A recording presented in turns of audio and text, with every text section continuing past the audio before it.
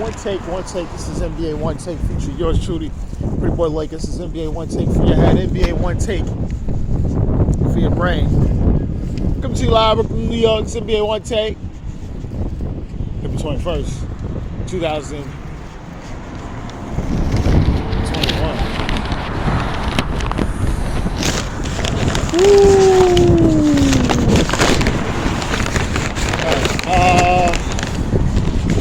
This is now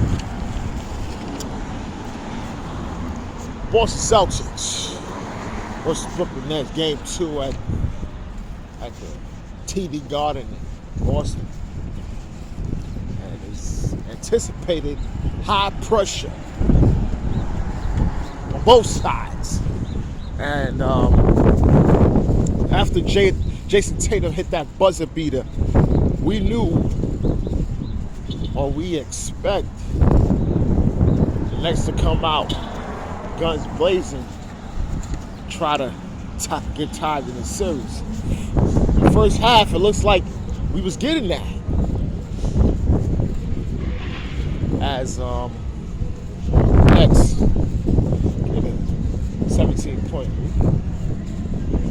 Thinking to myself, yeah, go. Tie this up.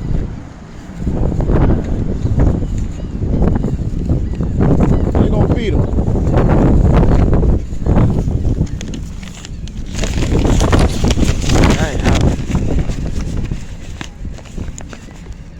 Kyrie combined for only 8 field goals on 30-plus shots between them. Kevin Durant had 27, Kyrie had 10. KD's going to the line. But the Celtics is all over.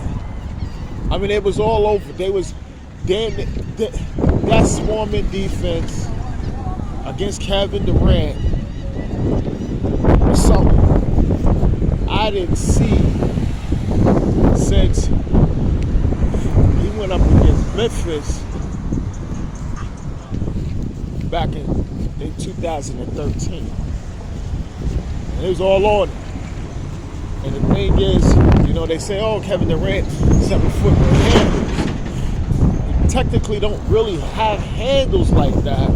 Meaning Kevin Durant, he goes with the crossover. But if you time it, and know because he's so tall, and you time it, you'll be able to pick his pockets. And that's when he does, that's when he's doing too much. Because he should just only do the initial one crossover or 1-2 move or pull up. But when he dribbles that third time, that's when they got the timing. And that's when he struggles.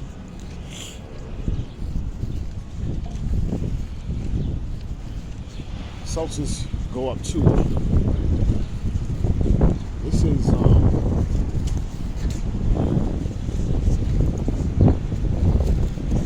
Nets might be in trouble.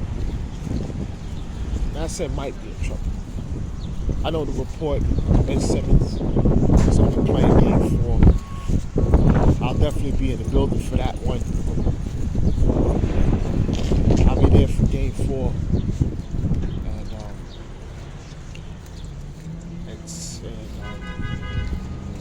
See how Ben Simmons will do, but they gotta get a game 3. That's the big thing right there.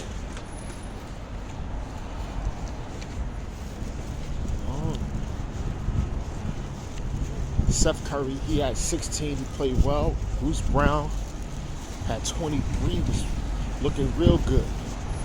George Jogic had 18. So I asked you why those guys were stepping up. The ball was moving, and every time they were swinging on KD and Kyrie, those guys was able to score.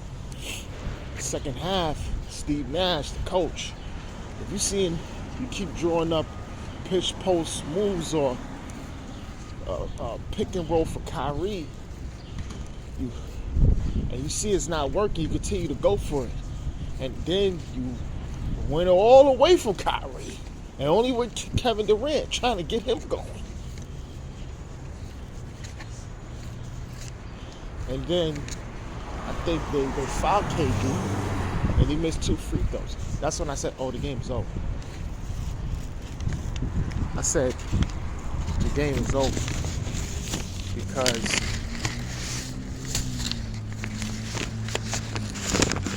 he don't got the rhythm. Nothing is going down for him. Jason Tatum, he had 19 and 10, was playing great defense. Jaylen Brown with 22. Al Horford, 16. Daniel Tice was playing well with 15.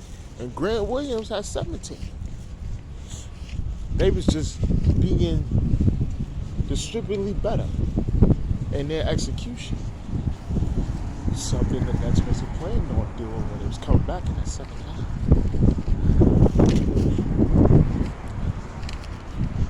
They're in trouble.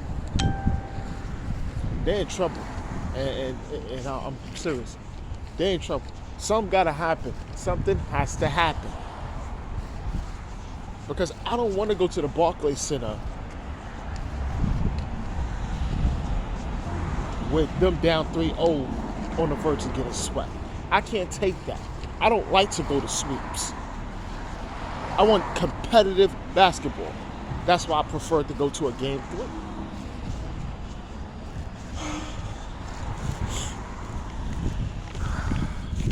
But the Nets got to figure something out. They do. Now the next game is the Philadelphia 76ers at Toronto Raptors. Joel Embiid's shot revenge game. 2019. Sixers playing the Raptors. Game 7.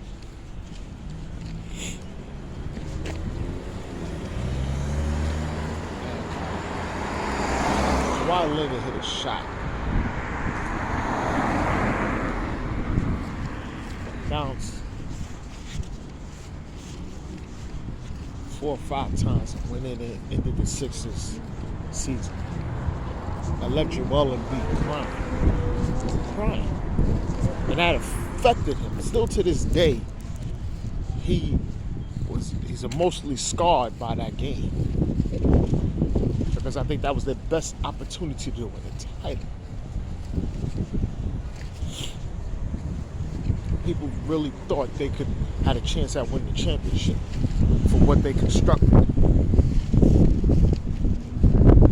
Joel Embiid hit a 3-pointer with some seconds left, 1.5, and they went in overtime. And he hit it from the corner 3. Joel Embiid, that 33 and 13.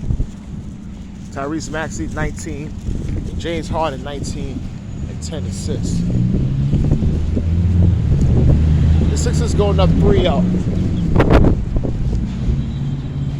And the guy hit me up talking. You got to give up Van Vliet and OG. Really focus on trying to get another guy, a wing guy in there, just a steady point guard.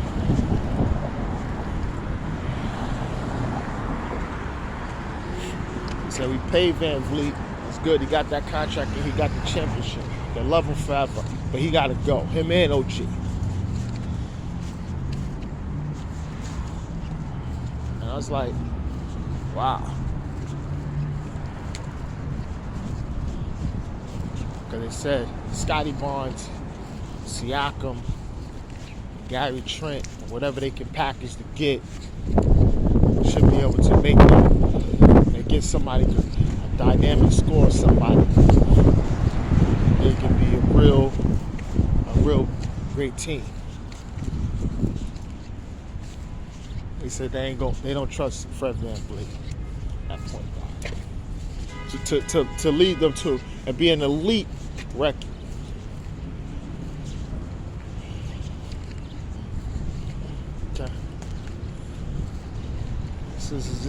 that was an interesting take, and because Fred VanVleet only had 12 points, he was struggling again, and OG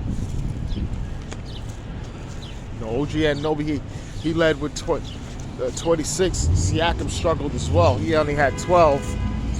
Gary Trent Jr. had 24, and Precious Achiuwa finished with 20.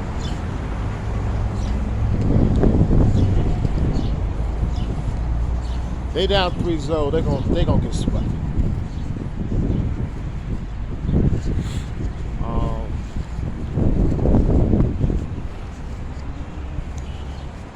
Kendrick Perkins saying, "Oh," and he replied to me too. I'm surprised. He replied to me on Twitter. He said they were saying that Nick Nurse is gonna coach circles around Doc Rivers. I said, "Who said that?" They said the nerds, the analytical guys of those podcasts were saying that stuff. I said, Doc Rivers is a good coach. He ain't gonna buy all that other crap. He's a good coach. He knows his stuff. Please.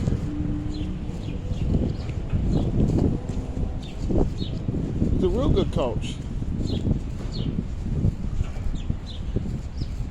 I said, if we get the Sixers to the conference finals,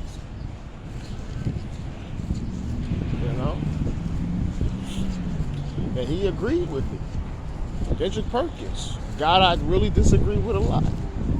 He said he expected the Sixers, if they play like this, to go to the conference finals and to be a threat for the championship. Man, I'm telling you, Sixers is looking good right now. Shout out to Devin Booker. They just said that he's going to be out 2 to 3 weeks. This is a tremendous blow to the Phoenix.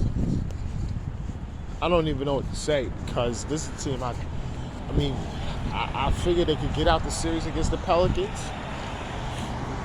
The machine of Monty Williams and the team structured with Chris Paul and these guys, they could be able to do it.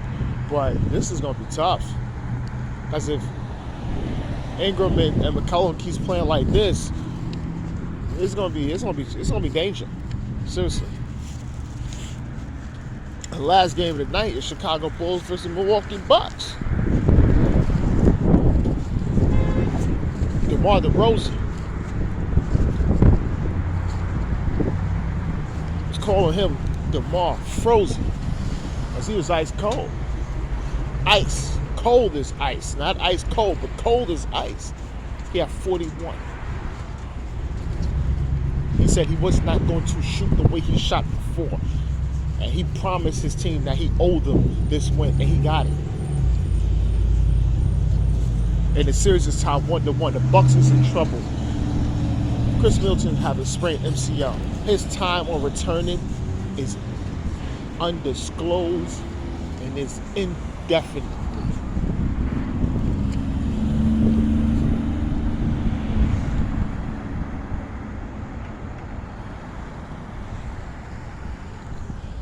The Bucks could lose this series. And because they won that championship, Giannis is not going nowhere. But I expect possible major overhaul happening this season if they lose to Chicago Bulls. To be honest with you. They would have to really consider their options. Because Vooch had 24 and 13, and Zach LaVine finished with 20. Giannis almost had a triple-double, 33, 18, and 9. Brook Lopez finished with 25. Middleton had 18 and 8, and Drew Holiday finished with 15. But the thing is, what are they going to do